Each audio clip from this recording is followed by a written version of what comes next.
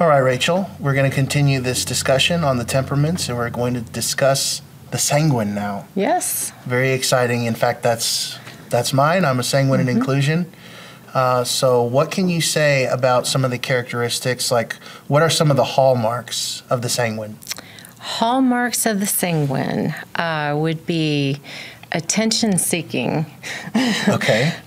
They're very affectionate, very outwardly expressive in love, and they love social interaction. They love being with people. They just thrive on it. A lot of times they're the life of the party. They love being active. So we could say like the extreme opposite of the melancholy. Quite so. Okay. Yes. So it's an extroverted person, life of the party, yes, always having fun, a good time, tells the loudest, funniest jokes, wears the bright colors, you know. Yeah, everyone loves them. And then what are some of those downsides, like the negative, the weaknesses of the sanguine?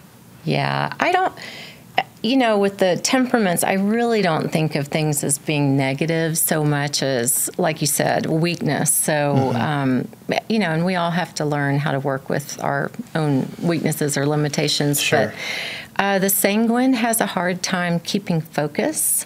And so a lot of times I'll explain that their mind kind of looks like popcorn, or, like we say, squirrel, Yes, yeah. They're redirected very easily. And they love to talk maybe in excess, where they are taking too much of the limelight, and other people may need a little more attention.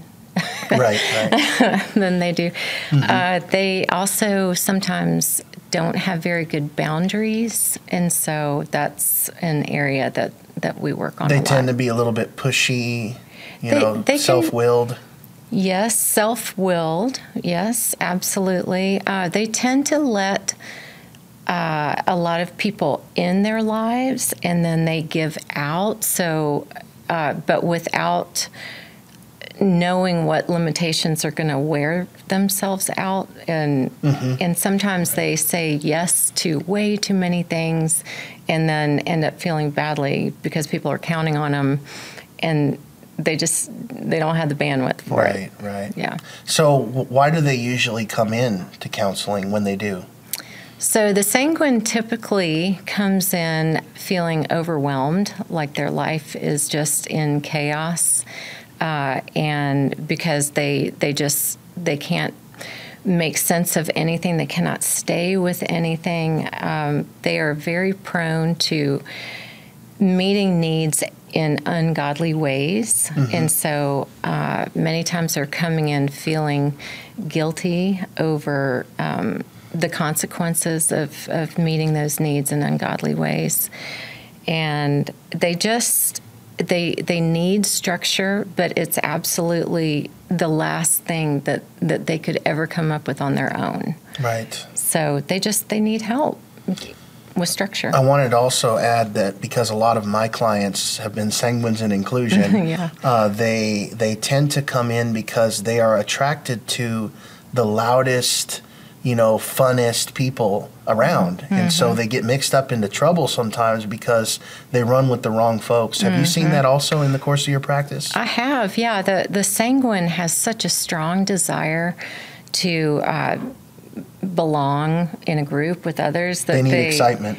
They need excitement, and they're willing to, I'm not even sure it's a conscious thing, but they're willing to bend or go against their own morals to belong. So they're just very easily influenced, and they get caught up in the moment. They get caught up in the wrong crowd. They get caught up in stuff that, deep down, it's not really who they are, but they kind of get to the end of the road and look back and say, how did I get here?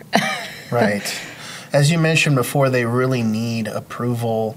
They need recognition, people to see them for who they are and to accept them.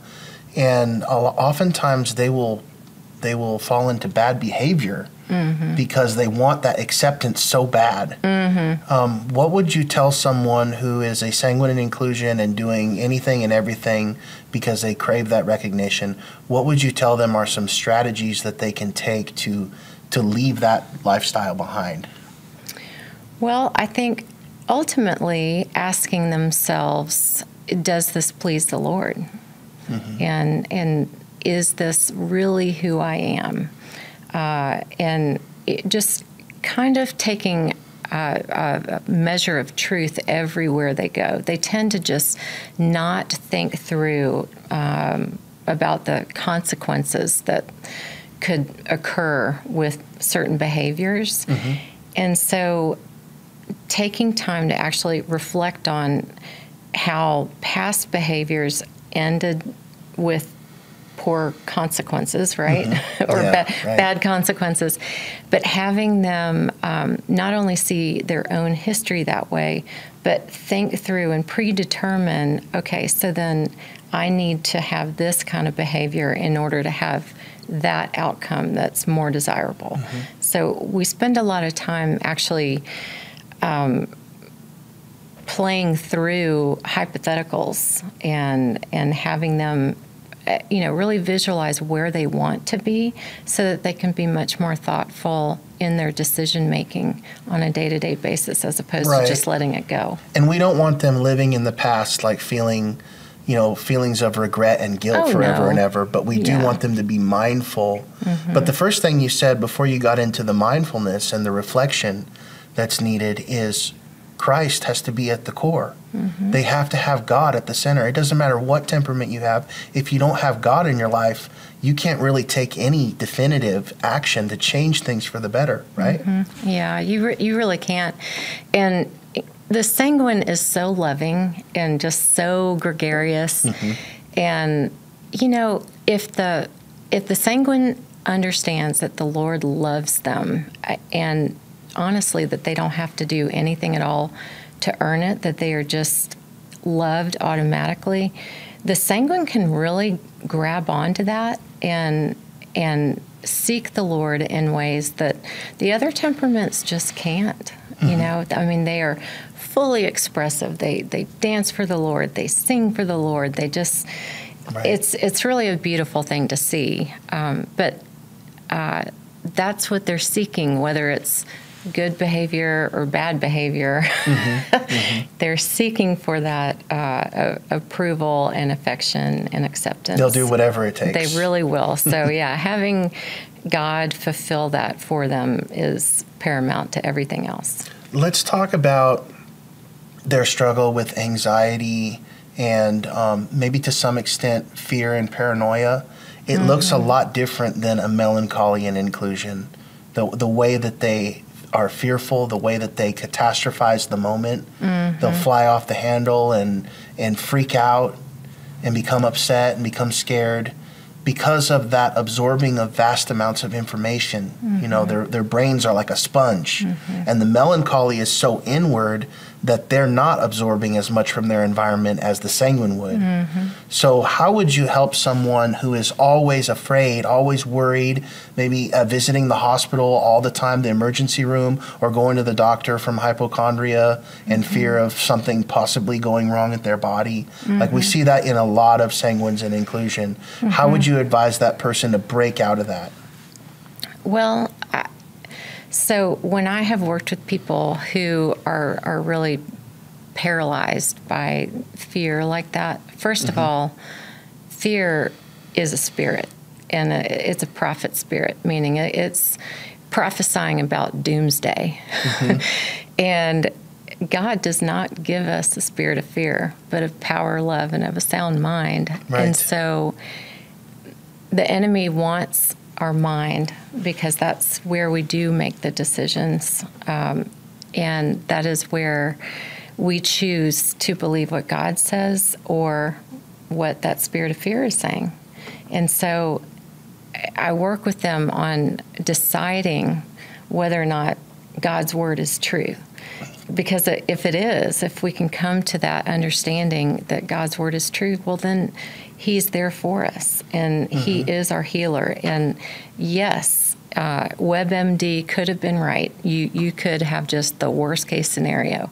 But, I'm going to suggest you're not allowed to look on WebMD anymore, for whatever ails you. Sometimes you just have to tell yourself no. You just when have you're to tempted. cut it off. That's right. And just all of that popcorn thinking, well, it could be this, it could be that, it could be that. Well, it could be. But that's fear speaking. And so, take those thoughts captive. If you need to go to the doctor, do. But then take what they say and don't go again. It's just, you just have to play that part down, that weakness down. Right. Okay, let's talk about the differences between the sanguine in inclusion and the sanguine phlegmatic. What would you say are some of the distinctives between the two? Yeah, so the sanguine in inclusion wants to be included in everything.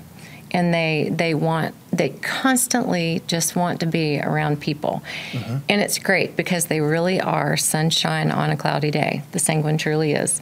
But the phlegmatic is more even-keeled, and so they're not looking for social input all the time. Fine if it comes along, but fine if it doesn't. The phlegmatic is much more down to earth, whereas the sanguine can just be at a high kind of all the time. The phlegmatic is much more steady.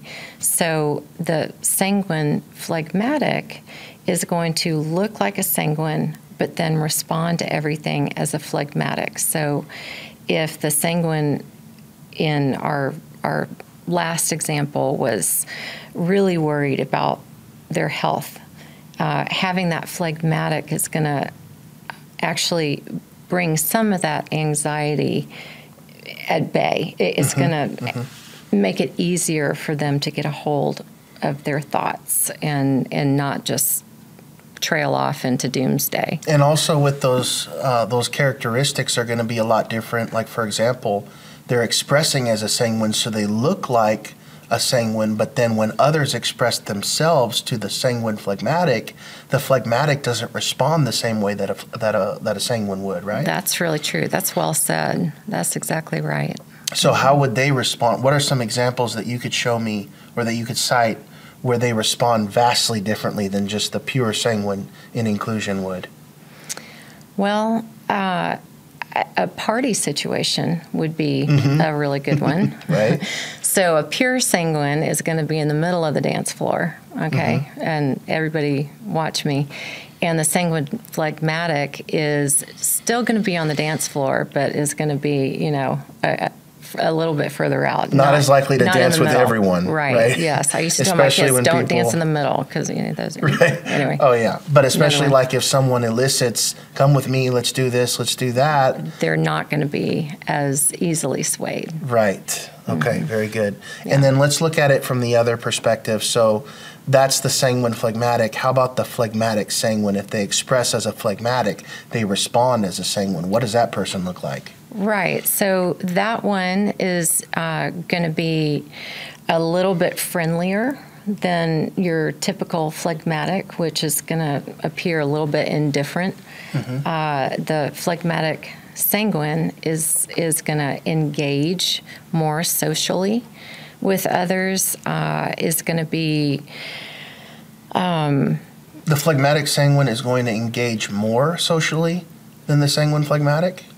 No. Then okay. The phlegmatic sanguine is going to engage more socially than just a phlegmatic. Oh, than just a phlegmatic yes, would, right? Yes. Okay. Sorry if I misspoke there. Okay. Yeah, so they are still going to be very even-keeled. They're going to be preserving their energy a little bit more, but they are going to have more energy for others. Than just a phlegmatic would, right? Yeah, okay. So everything to that phlegmatic is just going to be much more socially geared, and they're going to have a little bit more energy to show up for jobs and people, and they're going to be a little bit more positive versus just that sort of flatline indifference.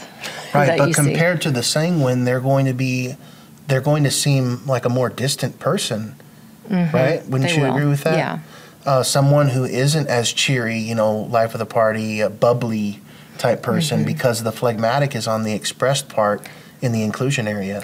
Yes, yeah, and what I was trying to say is just compared to a pure phlegmatic that is, they're almost expressionless sometimes. Right. Having that sanguine in there just helps them, I don't know, have a smile on their face more as they walk into a room, but they're not ever going to be very bubbly or initiating contact with others, right, like that. Let's talk about the sanguine in control. And as you know, this is a very rare temperament. In fact, in the entirety of my practice, I've only had one client that is a sanguine in control. I don't know how many you've had, but it's probably I've never not had one. You've never had a single one? No, okay, not yet. And even when we do, it's more men than women, is from what I have read.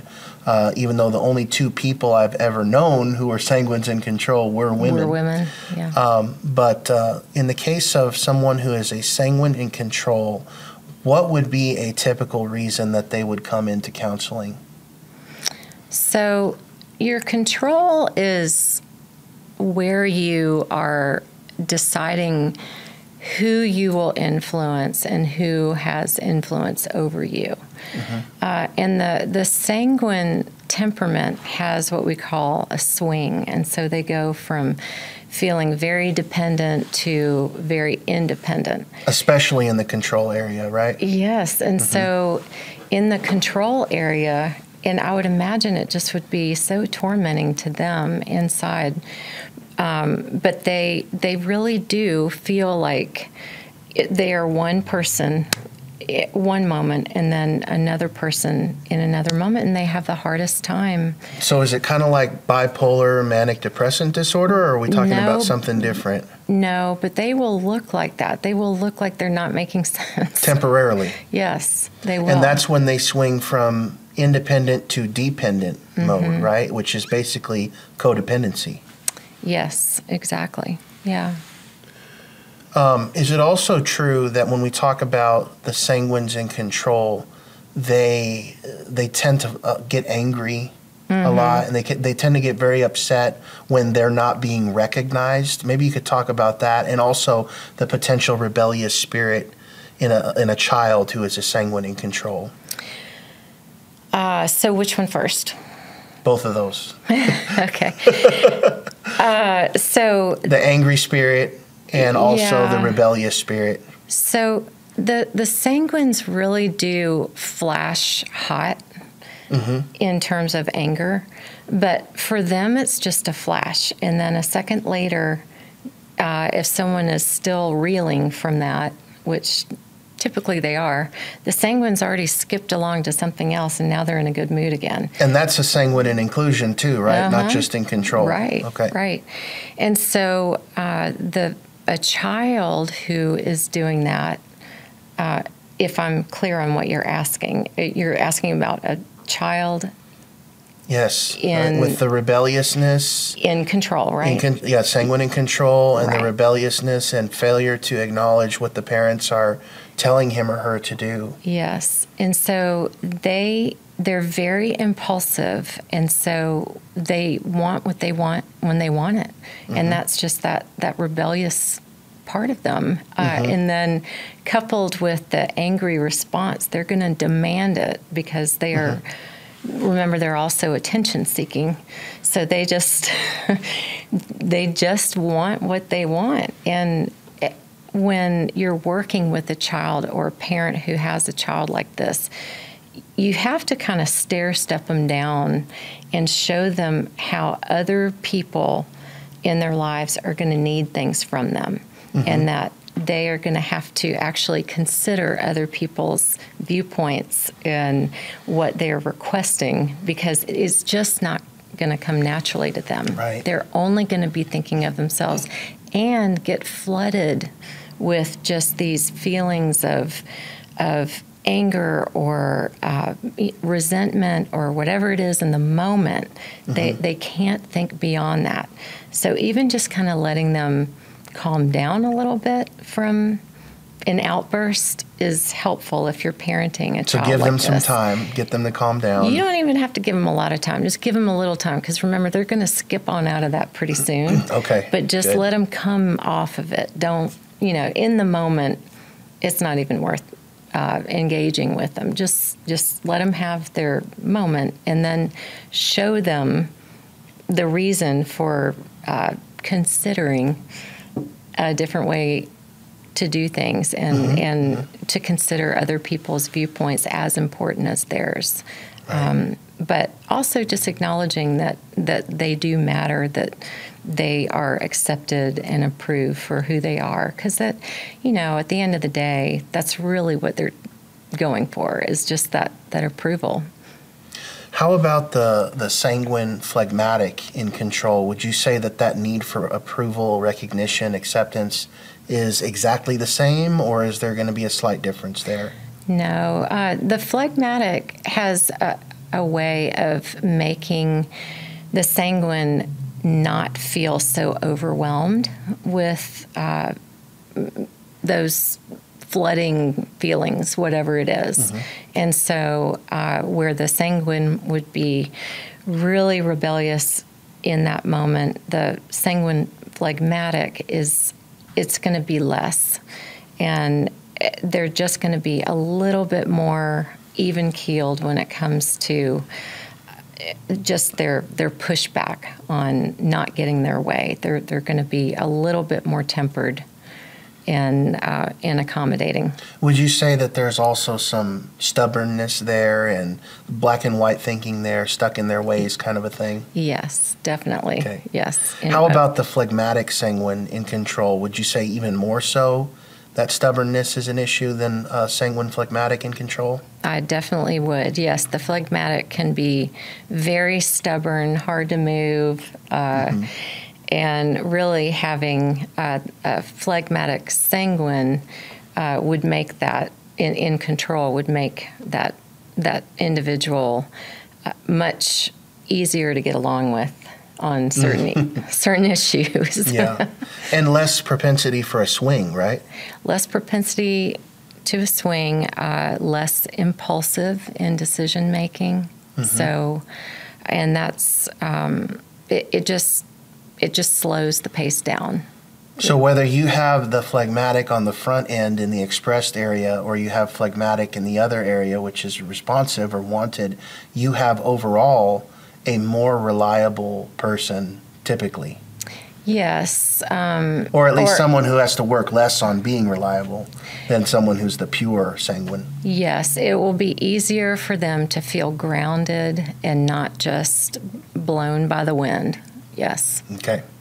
All right, let's talk about the sanguine in affection for a little bit. We know that sanguines in affection are very lovable people, and they express themselves, but sometimes their expressions of love go too far, and it causes problems because a lot of people don't want to be touched all the time. Right. And I don't mean necessarily like a sexual touching or romantic touching, but there are people who don't feel secure enough to be touched, right. and they just don't want that. They don't appreciate it. So what would you talk to a sanguine in affection about? How would you give them some strategies on how to get over this incessant need to touch, to be, real touchy and close and in your face and that kind of a thing? Well, I might suggest get a dog. That might be a good one. But many sanguines have dogs and plants and all kinds of things. Well, not to a care goldfish, for. right? Yeah, it's got to be a dog. Yes, something that you can pet, a petable something. Right. But yes, talking person to person. Yes, again, going back to boundaries, sanguines really are just not born with a lot of boundaries in affection. So they're just going to keep pushing their need onto other people and telling them, explaining to them that other people don't feel the same way they do. They don't have the same needs. One, that's helpful, but a sanguine really is not going to understand. And so, especially at home or in the workplace, showing them how going up and touching someone on a shoulder is a big deal. That can really get them into trouble in a workplace situation.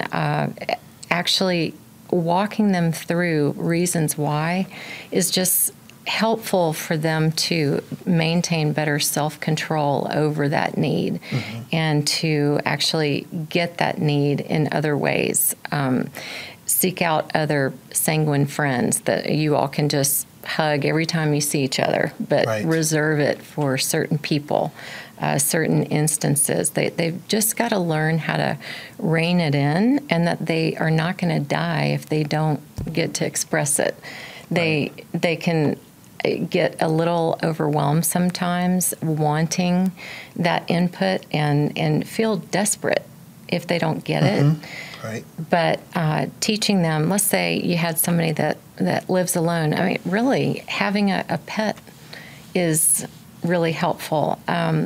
What kind of job should you choose? Well, you could be someone who works with kids, who are going to give you hugs, where it is appropriate to give hugs, at the end of the day, or just showing them where they can actually get input from other people in a way that is meaningful to them.